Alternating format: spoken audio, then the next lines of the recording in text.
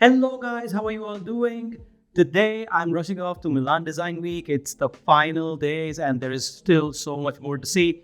But I thought that before I buzz off, I should rather conclude our discussion from the last time. So, last time we talked about my journey, how I went through different phases of occupations and my career, and how I moved forward in life.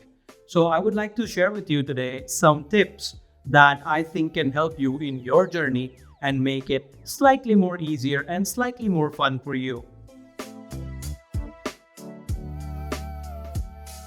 So let's start with when I went for my bachelor's. I actually went into engineering because everyone else was doing it and everyone else said that that's what I should do. At that time, it was not very clear to me what exactly I should be doing, so I just took the advice. And the same thing happened further on when I actually went looking for jobs because that's what everyone else suggested that I should do, and that was usually considered as the norm. But I learned it the hard way that that was not the right thing for me.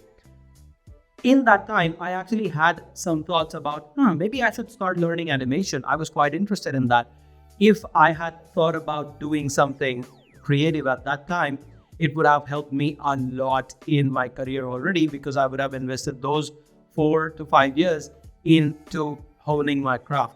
So, my advice to you is don't do what everyone else thinks is cool, but rather you should do what you think is really cool. And that's what makes all the difference because that's how you will bring your passion into it and you will actually achieve more in that craft rather than just someone's advice or what everyone else is doing. See, passion here is very important. It is very difficult to pursue any career long term if you are lacking the passion in it, no matter how lucrative it is. I will put it to you this way. Even if you're going to make a change in your career, like imagine a drastic change, with passion, that change is actually evolution of your career. But without passion, it's just confusion. Okay, moving forward to the next step in my journey when I went to study car design. Car design proved out to be very challenging for me because it was drastically different from anything that I had done in the past. What I learned there is that it is very important to use the right tools for the right kind of the job. You cannot make a monument with the tools of a sandcastle. But let me try to clarify. When I say tools, what I really mean is honing the skills underneath the basics.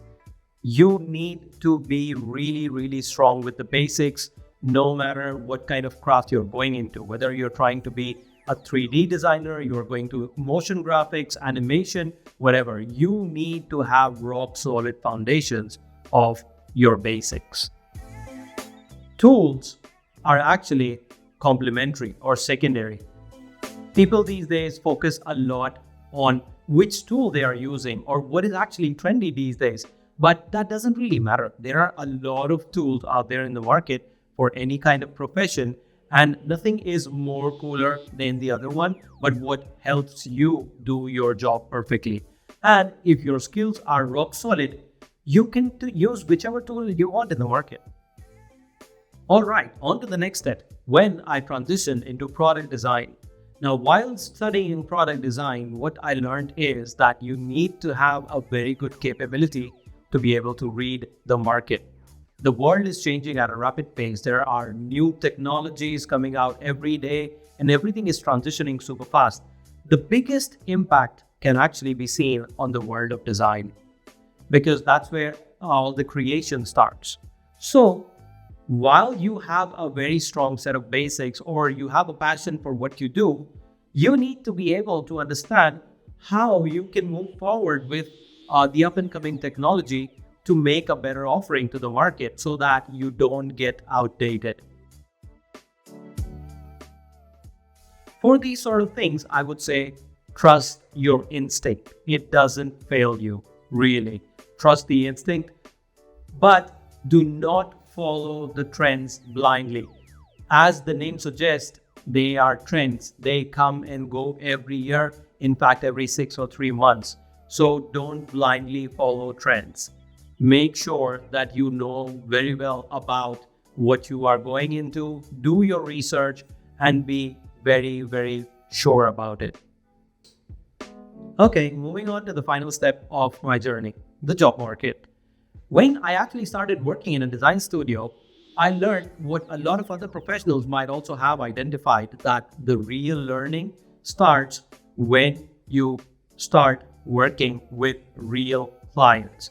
It is very different from what you might learn in courses or universities, because it is not always the ideal situation. You might not be able to use all the fancy processes and methodologies that you might have wanted to implement in real life, because maybe your client doesn't just even want it, or the company that you're working for, that works in a completely different way.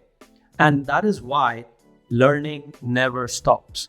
As you keep working on new projects with new clients or on new endeavors, you will continue learning more and more and more. And in fact, the more you gain experience, the more you might realize that there's still so much more to learn. And that is all the more true in today's age, when there is always something new happening, new technologies, new inventions. Every day there's a new story. I hope these tips were really helpful to you and might help you in making better judgment. Next time, we will delve deeper into specific career choices. But right now, I gotta run to the design week. See you later. Bye. So